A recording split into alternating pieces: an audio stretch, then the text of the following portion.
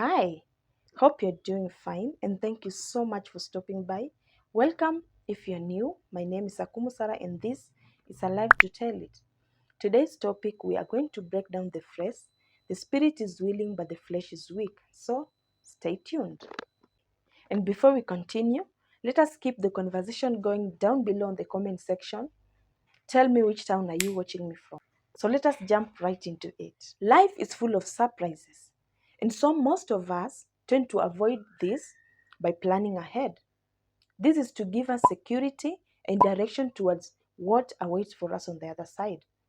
So we do all that it takes to prepare and to get set. This gives us confidence to now face life, only to be hit by reality. This is when we shrink back in fear or even run away. Then we realize that you'll never be fully prepared on your own. You need backup and assistance from God. When Jesus was approaching the cross, he was so scared. We meet him in Gethsemane, confessing to his disciples how he feels inside. And when I go back a little bit and study Jesus, this man was born for a mission. He was so much prepared for it. He was baptized, he was anointed, he went through all the phases of life just to be ready and strong. But when he was approaching reality, he gets scared. Matthew 26:36. Then Jesus went with his disciples to a place called Gethsemane, and he said to them, "Sit here while I go over there and pray." He took with him Peter and two sons of Zebedee. Grief and anguish came over him, and he said to them, "The sorrow in my heart is so great that it almost crushes me. Stay here and keep watch with me." Jesus tells his disciples that the sorrow in his heart is so strong that it almost crushes him. He also goes ahead in his prayer and asks his Father, that is God, that if he is willing to take the cup of suffering away from him. Jesus is scared. Jesus feels like running away. And this is what happens when we come face to face with what we can't control. So what I come to learn from Jesus' situation is as we plan and prepare for what is to come, we need to know that life has two parts. What we can control and what we can't control. What we can control is what we've been planning and preparing for. And what we can't control is what we come face to face with, and now we freak out. Jesus is scared. What does he do?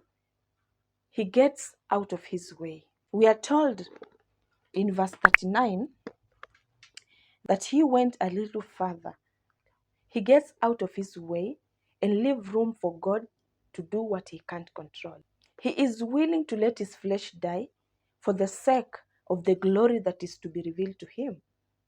So you realize that most of our preparations are to prevent us from facing some things in life. And unless we get out of our way, unless we let go for expectations, we won't be 100% prepared for what is to come. Because God's purpose might be for you to go through it so that you can conquer it and not to escape it. So when Jesus got out of his way, that's when he realized. Let us confirm this in verse 42. Once more, Jesus went away and prayed, "My Father, if this cup of suffering cannot be taken away unless I drink it." So he realized that this cup is not going to be taken away unless he drinks it. So when you get out of your way, that's when you'll be able to understand God's purpose for you. So you might ask yourself, how can I get out of my way? In verse 39, the Bible says that he went a little further on and threw himself face downwards. So getting out of your way is going a little further. Spiritually, going a little further means raising your faith even higher, pushing past your limits, pushing past your fears, letting go of your expectations, giving the situation the attention that it deserves, and looking at things in a different way. We are told in Luke chapter 22 verse 44 that Jesus prayed even more seriously until his sweat was like a drop of blood. Jesus got out of his way. He has never prayed like this before. He did what he has never done. He pushed past his limits. And in doing this, he was 100% prepared for what is to come. He was strengthened, and sure enough, he conquered the cross, and now he is seated on the right-hand side of God.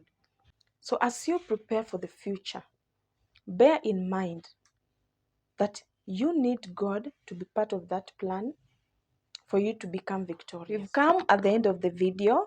Thank you so much for watching. Kindly subscribe to my channel. Comment down below. Tell me which town are you watching me from. Bye.